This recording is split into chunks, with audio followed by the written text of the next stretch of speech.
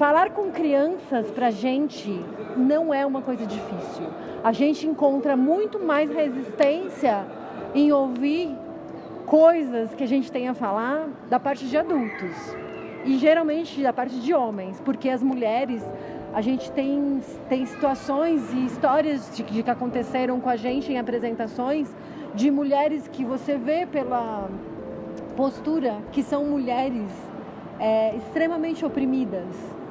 E que quando a gente começa a falar de determinado assunto, ela se sente representada, ela se identifica com o que a gente está falando. E dentro do espetáculo, quando a gente pede a interação, quando a gente pede um voluntário, essas mulheres têm coragem de levantar a mão e falar: eu quero participar disso. Eu acho que existe uma resistência, inclusive, da galera da palhaçaria sobre o que a gente está falando.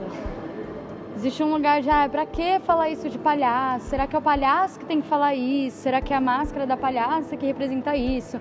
Ser mulher palhaça já é político, entendeu? Por que vocês querem tocar nesses assuntos? Mas é isso, acho que isso move a gente. E a gente também está descobrindo como trazer humor disso, porque não é fácil.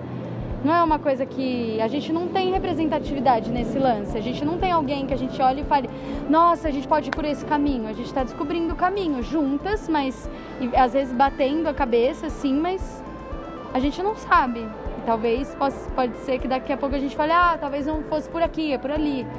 Mas acho que o Choque Rosa traz um lugar muito que a gente está gostando. O outro espetáculo nosso, o Estupendo Circo de Só Ladies, ele vai abarcar questões bem diretas da infância. E é muito interessante, por exemplo, nesses casos específicos, como os meninos e meninas, né? Eu estou falando de meninos porque eu tive 2 exemplos de meninos, um anteontem e um outro numa outra apresentação que a gente fez, onde o menino fala pra gente assim, ontem ele falou assim pra gente: se fosse homem podia, tá errado isso. Então o menino falou isso, ele me deu o texto para eu falar. E era uma atividade teoricamente destinada à mulher. Ele estava defendendo que o homem também deveria fazer. Ele falou: o homem também devia fazer isso. E uma outra vez, quando o príncipe beija a princesa quando ela está dormindo e leva um tapão no rosto, porque beijou a pessoa dormindo, o menino chegou para mim e falou assim: você não pode beijar sem pedir autorização. Que é o texto. Fala pra princesa, pro príncipe, isso. Então, eu sinto que as crianças estão muito antenadas. E realmente, menino, não é porque você é menino que não vai fazer as mesmas tarefas domésticas, entende? Não é que você é menino que não pode brincar de boneca, sim, você vai ser pai um dia. Tem pode que chorar, entendeu? também. Pode chorar, você pode ser frágil, você pode, entendeu? Pode e deve. Então, você vai desconstruindo nesse lugar. É pouco tempo que existem mulheres palhaças. Há pouco tempo pensando na história da palhaçaria, né? A primeira mulher palhaça que a gente tem documentação aqui do Brasil é a Chamego, só que ela se vestia, era uma mulher negra, olha só, de um circo de família tradicional, onde o pai era palhaço, o irmão era palhaço, acho que um deles ficou doente, ela pegou o lugar. Foi o acaso. Foi o acaso, Ficar no lugar de um palhaço. E ela era o palhaço Chamego, né? Ela se vestia de homem para fazer palhaço. Isso foi 1950, mais ou menos. Logo ali, gente. Não faz muito tempo, né? 1950 é muito pouco tempo. E ela fez, inclusive, escondida do pai dela. Ela teve que convencer o pai dela, ela teve que fazer várias coisas pro pai dela entender que ela podia fazer. E acreditar que ela era capaz de substituir o irmão que estava doente. Isso assim, ela salvou o circo da falência, porque o palhaço era a atração principal do circo. E ele não podia fazer porque estava doente. E então, é uma herança que a gente tem de várias e várias gerações que colocam sempre a mulher num lugar muito restrito. E tem muito a ver com uma cultura europeia, baseada no cristianismo, né, de controle sobre o corpo da mulher, sobre o que a mulher pode ou não falar, como a mulher deve agir. E isso daí vai se reverberando para o mundo, e se a gente não rompe isso, a gente continua num processo de opressão, é o que facilita muito a violência doméstica, porque a mulher não pode sair para trabalhar. A mulher não pode isso, não pode aquilo, não pode. O que ela pode? Ela pode ficar dentro de casa, procriando e criando os filhos e dependendo sempre de alguém, né? Ou do pai, ou do marido, ou do filho. E é isso que a gente tem questionado dentro das nossas peças, né? Nós, enquanto mulheres, a gente não está livre de opressão. Eu, por exemplo, eu fui casada durante 20 anos, demorou muito para eu entender que era um relacionamento abusivo, demorou muito para eu conseguir sair desse relacionamento. Eu não me sentia amparada em nenhum lado, então dentro da minha família, né, quando eu procurava ajuda da minha família e tal, porque ele era um cara legal, era um cara que trabalhava, era um cara, né, responsável, não sei o quê, mas eu sofria agressão psicológica, agressão física, e quando eu contava essas coisas, ninguém nem acreditava em mim, porque ele era um cara tão legal, ele era um cara tão simpático, ele era um cara tão paizão, não sei o quê, e eu tinha, sabe, tipo, momentos de achar que eu era uma louca, porque eu falava assim, gente, não é possível, ninguém acredita em mim, será que nessa história que eu tô contando não é uma verdade só pra mim, porque só eu vejo entre quatro paredes? Eu, sinceramente, acho que há 12 anos, mais ou menos, que eu consegui sair desse relacionamento, há 10 anos que eu tô nessa busca artística, porque eu também rompi com uma profissão, porque eu sou formada em jornalismo, mas eu trabalhei 20 anos como publicitária.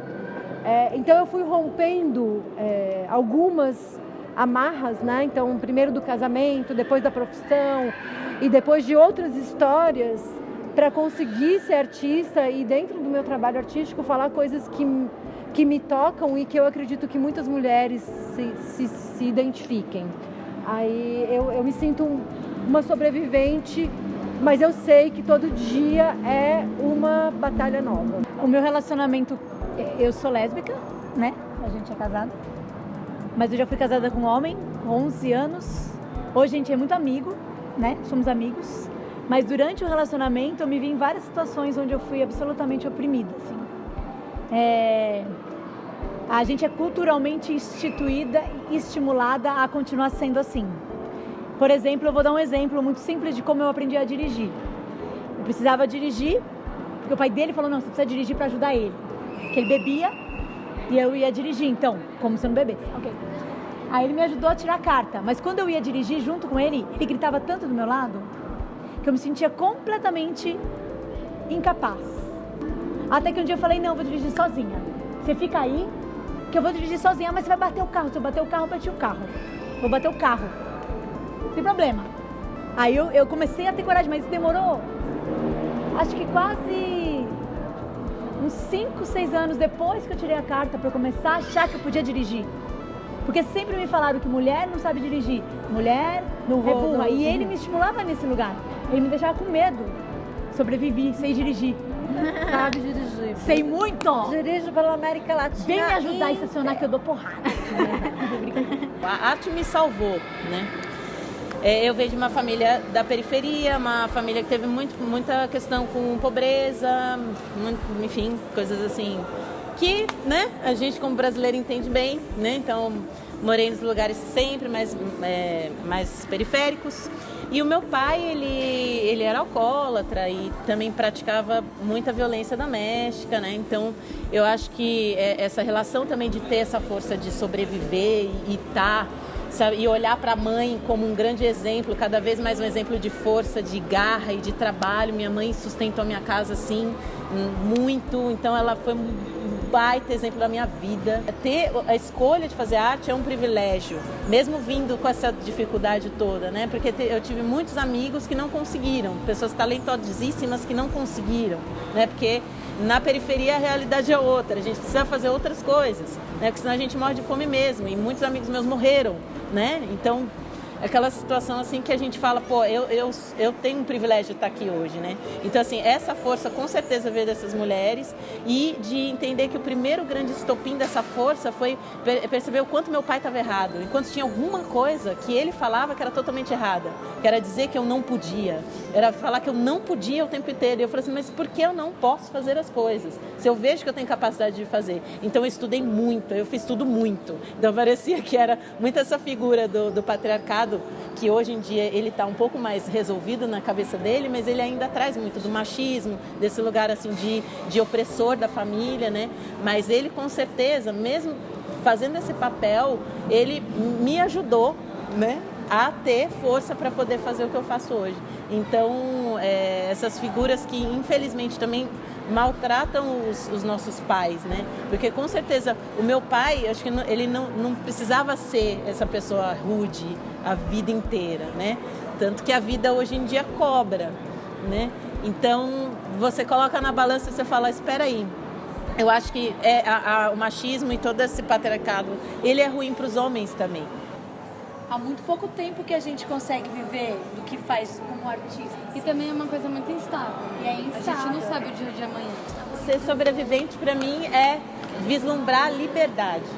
Liberdade. E liberdade que a gente não tem ainda, né? É um vislumbre de. Então, para mim, é vislumbrar essa liberdade de poder construir a vida com as próprias mãos, sem que ninguém te impeça, sociedade nenhuma te impeça, e pessoas ao redor, e nem o homem, nem ninguém. Que você tenha a liberdade de ser você, de construir a sua vida.